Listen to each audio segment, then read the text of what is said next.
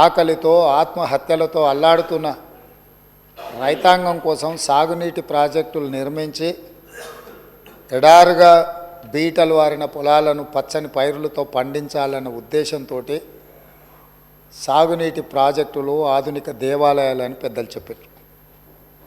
అదేవిధంగా తెలంగాణ ప్రజలు ఈ ప్రాంత వలసలు ఈ ప్రాంతంలో ఉన్న పరిస్థితులను పాలకుల యొక్క నిర్లక్ష్యాన్ని దృష్టిలో పెట్టుకొని నీళ్ళ కోసం నిప్పులు చెరిగే విధంగా తెలంగాణ సమాజం అంతా కొట్లాడింది. స్పీకర్ సార్, వారు గతంలో లెజిస్లేటివ్ అఫేర్స్ మినిస్టర్గా పనిచేసినారు. ఏదైనా ప్రత్యేక అంశం ఉన్నప్పుడు స్పీకర్ గారు ఎజెండాలో లేకపోయినా స్పీకర్ గారికి సర్వ అధికారాలు ఉంటాయి. ప్రత్యేకమైన సందర్భంలో ప్రత్యేకమైన అంశాల మీద స్పీకర్ గారు అనుమతిస్తే ఏ సభ్యుడైనా మాట్లాడవచ్చు.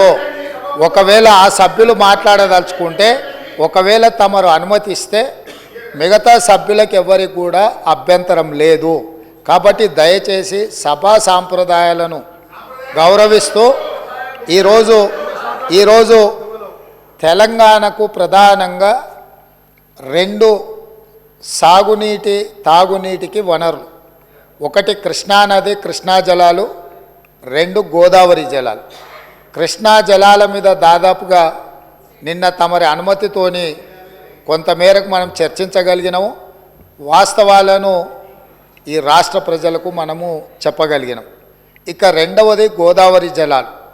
గోదావరి జలాల మీద మీకు తెలుసు, ఆనాడు తమరు మంత్రిగా ఉన్నప్పుడే డాక్టర్ వైఎస్ రాజశేఖర రెడ్డి గారు, ఆనాడు పెద్దలు దేవేందర్ గౌడ్ గారు ఆదిలాబాదు నుంచి చేవెళ్ళ వరకు పాదయాత్ర చేసి తెలంగాణ ప్రాంతాన్ని సస్యశ్యామలం చేయాలి అని అంటే ప్రాణహిత చేవెళ్ళ నిర్మించాలి అని చెప్పి వారు పాదయాత్ర చేపట్టడం జరిగింది. ఆనాటి ప్రభుత్వం ఈ ప్రాంత ప్రజల యొక్క ఆలోచనను దృష్టిలో పెట్టుకొని ప్రాణహిత చేవెళ్ళ ప్రాజెక్టును ఆ రోజు ప్రారంభించడం జరిగింది. ఆ రోజు దాదాపుగా మొదట 12 లక్షల ఎకరాలు అనుకొని తర్వాత 14 లక్షల పైచిలకు ఎకరాలతోని 38,500 కోట్ల రూపాయలతో 2008లో టెండర్ పిలవడం జరిగింది. పనులు ప్రారంభమైనవి.